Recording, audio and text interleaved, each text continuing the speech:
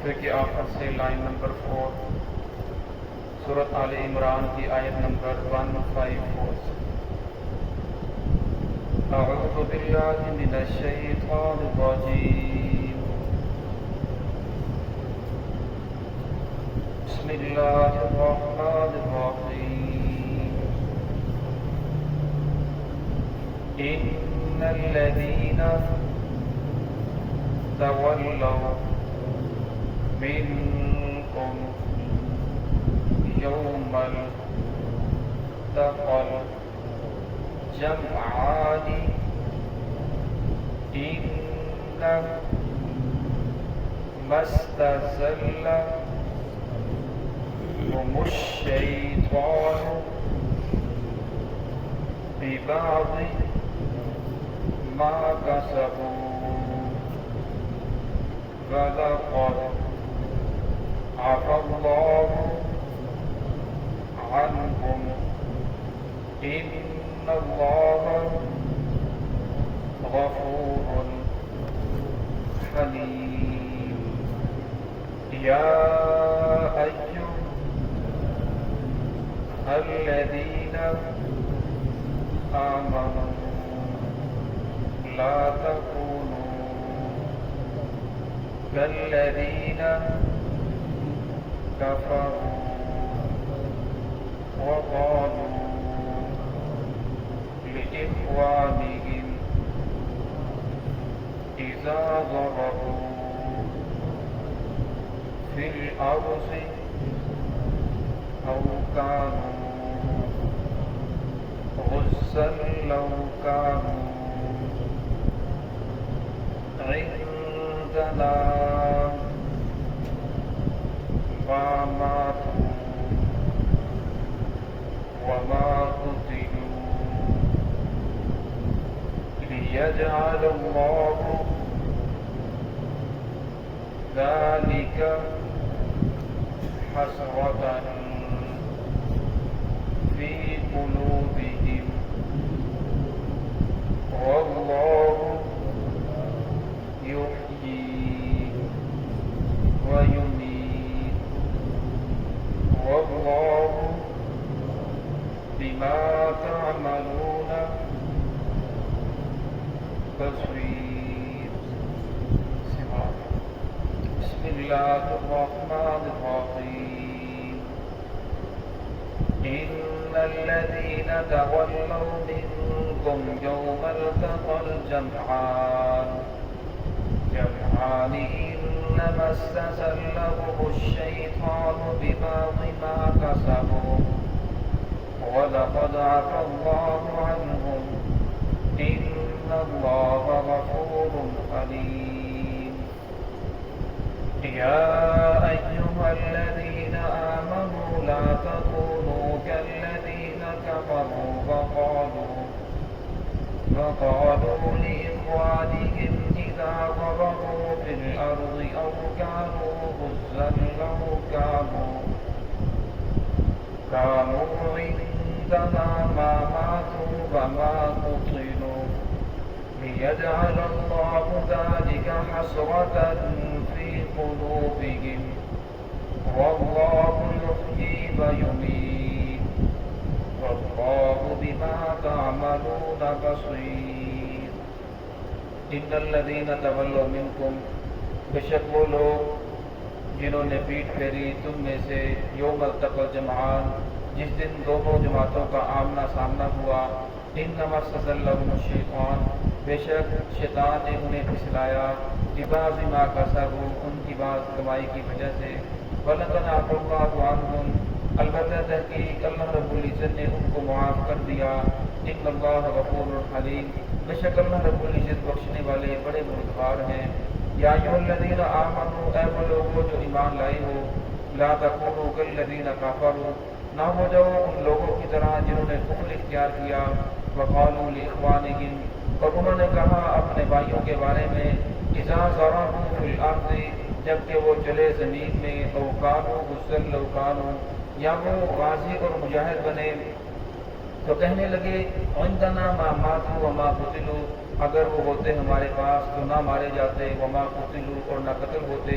لیجعل اللہ ذلک حسرۃ، اللہ رب العزت فرماتے ہیں تاکہ اللہ رب العزت بنائے اس کو حسرت، افسوس فی قلوبہم، ان لوگوں کے دلوں میں، واللہ یحیی و یمیت، حالانکہ اللہ رب العزت ہی زندہ کرتے ہیں، وہی موت دیتے ہیں، واللہ بما تعملون بصیر، اور اللہ رب العزت جو بھی تم عمل کر رہے ہو بصیر، دیکھنے والے ہیں۔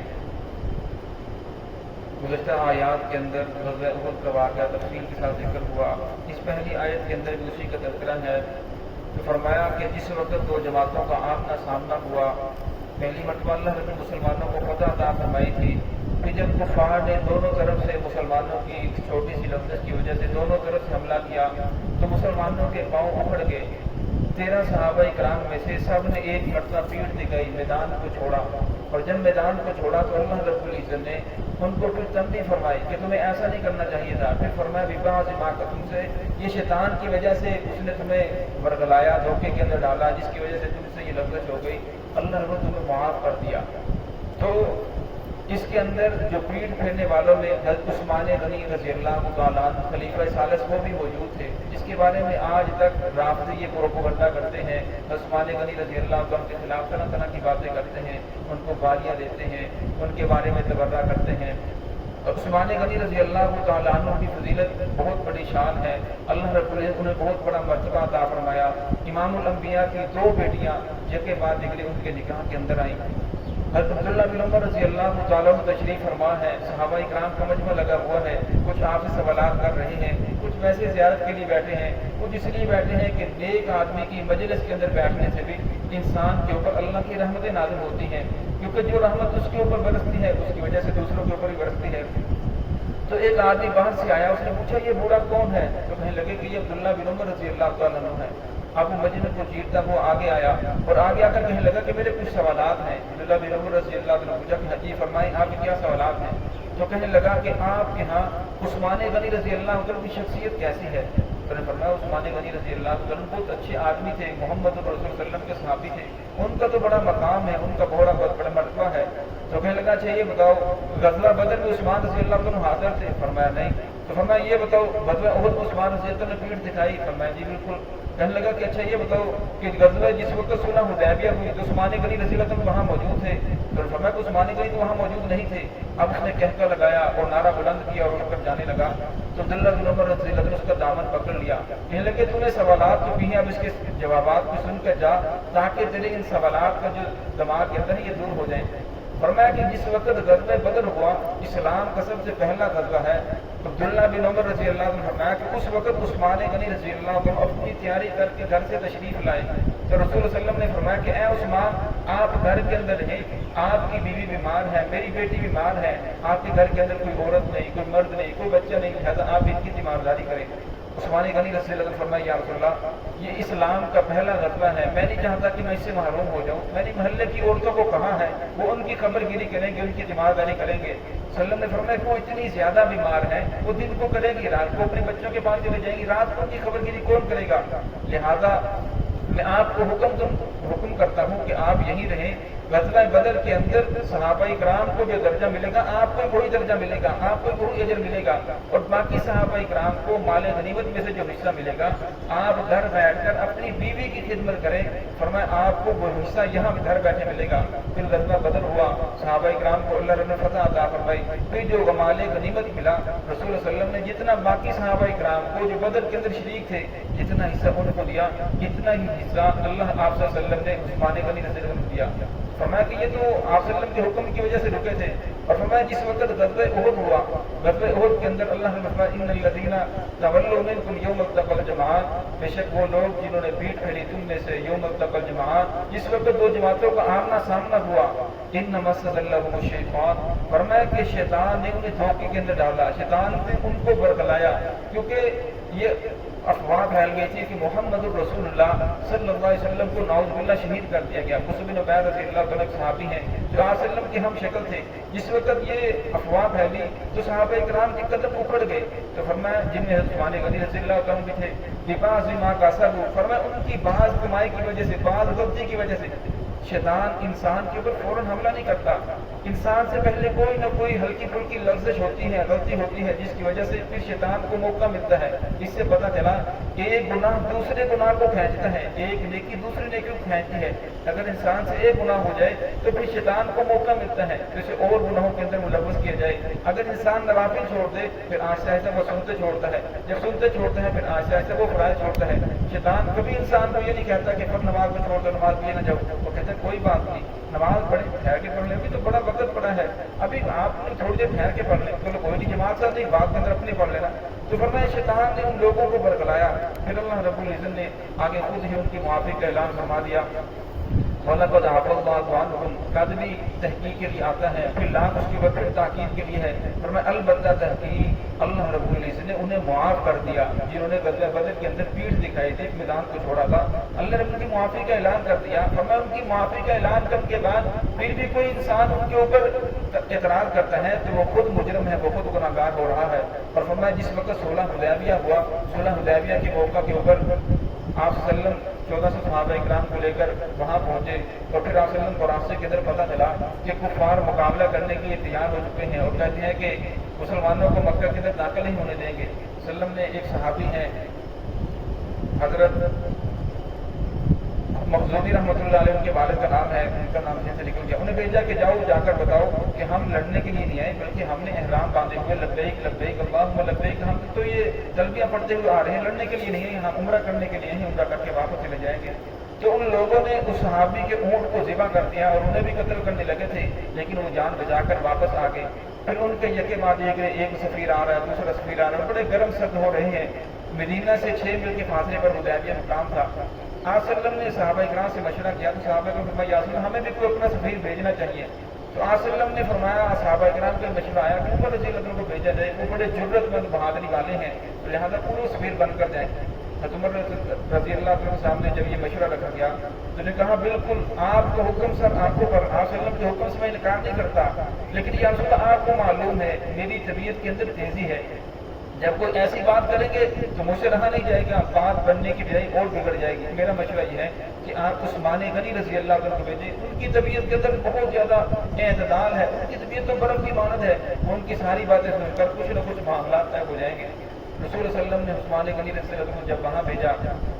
تو ان لوگوں نے عثمان غنی رضی اللہ عنہ، ان کے عثمان غنی رضی اللہ عنہ مکہ کے اندر بڑی شخصیت تھی، بڑے مالدار تاجر آدمی تھے، ان کا نام مانا جاتا تھا، تو ان لوگوں نے بڑا استقبال کیا، کہنے لگے کہ آپ جو ہے عمرہ کر لیں، طواف کریں، سعی کریں۔ تو فرمایا کہ میں اپنے آقا کے بغیر طواف نہیں کر سکتا، اپنے آقا کے بغیر عمرہ نہیں کروں گا۔ تو ان لوگوں نے عثمان غنی کو وہاں استقبال کیا، ان کو کھانا وانا کھلایا، لیکن یہ بات مشہور کر دی کہ نعوذ باللہ عثمان غنی رضی اللہ عنہ کو شہید کر دیا گیا۔ اب وہ دیکھنا چاہتے تھے کہ مسلمانوں کا رد عمل کیا ہے۔ تو جس وقت یہ بات رسول صلی اللہ علیہ وسلم کے پاس پہنچی تو دوپہر کا وقت تھا، دھوپ تھی، تو رسول صلی اللہ علیہ وسلم نے صحابہ اکرام کو ایک ایک کر کے درخت کے نیچے جمع کیا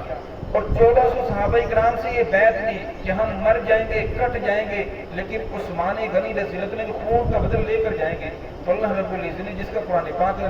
لقد رضی اللہ، البتہ تحقیق اللہ رب العزت ان 1400 صحابہ اکرام سے راضی ہو گیا جنہوں نے آپ کے ہاتھ کے اوپر بیعت کی۔ پھر آپ صلی اللہ علیہ وسلم نے فرمایا اپنے ایک ہاتھ کو بلند کیا، فرمایا یہ کس کا ہاتھ ہے؟ فرمایا یہ محمد رسول اللہ کا ہاتھ ہے۔ فرمایا یہ عثمان غنی رضی اللہ کی بیعت، میں عثمان غنی رضی اللہ کی بیعت کر رہا ہوں، اگر عثمان غنی رضی اللہ عنہ زندہ ہے تو یہ ان کی طرف سے بیعت ہے۔ تو انہوں نے فرمایا کہ بتا عثمان غنی رضی اللہ کی وجہ سے تو یہ سارا معاملہ ہو رہا ہے، اور پھر تو کہتا ہے کہ عثمان غنی رضی اللہ وہاں موجود نہیں تھے۔ تو اس لیے جو لوگ عثمان غنی رضی اللہ کو برا بلا کہتے ہیں اور آج ان کے خلاف تبرہ کرتے ہیں، انہیں گالیاں دیتے ہیں، وہ اپنے ایمان کو خراب کر رہے ہیں، اپنے آپ کے جہنم کے اندر اجماع کر رہے ہیں۔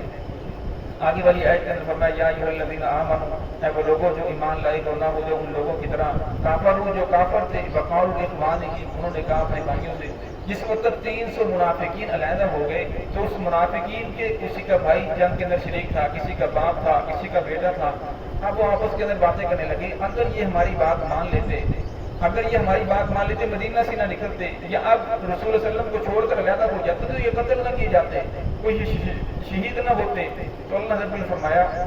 ایسی بات نہیں ہے، اصل کے اندر ان کے دلوں کے اندر یہ بات اللہ نے ڈالی ہے ان کے کفر کی وجہ سے، تاکہ یہ ہمیشہ پریشان رہیں کہ ہمارے بھائی قتل ہو گیا، اگر ان کے پاس نہ جاتا، ان کے ساتھ نہ جاتا تو شہید نہ ہوتا۔ فرمایا حالانکہ ایسی بات نہیں ہے، واللہ یحیی و یمیت، اللہ ہی زندہ کرنے والے ہیں، اللہ ہی موت دینے والے ہیں۔ فرمایا اگر ان کی موت لکھی ہوتی تو فرمایا مدینہ کے اندر بھی رہتے، چارپائی کے اوپر لیٹے بھی ہوتے، تب بھی ان کی موت آ جاتی۔ اگر ان کے قتل ہونا یہاں لکھا تھا تو فرمایا شہید نہ ہوتے تو ڈاکوں کے ذریعے قتل ہو جاتے، تو انہوں نے قتل یہاں ہونا ہی تھا۔ جس آدمی کا جو وقت مقرر علی کا ہے اس آدمی نے اسی وقت کے اوپر دنیا سے جانا ہے، ایک منٹ بھی آگے پیچھے نہیں ہو سکتا۔ واللہ بما تعملون بصیر، فرمایا تم جو بھی عمل کر رہے ہو بصیر، اللہ رب العزت دیکھنے والے ہیں۔ اللہ رب العزت سے کوئی بھی چیز مخفی نہیں ہے۔ دعا ہے کہ اللہ رب العزت ہم سب کو صراط مستقیم میں چلنے کی توفیق عطا فرمائے۔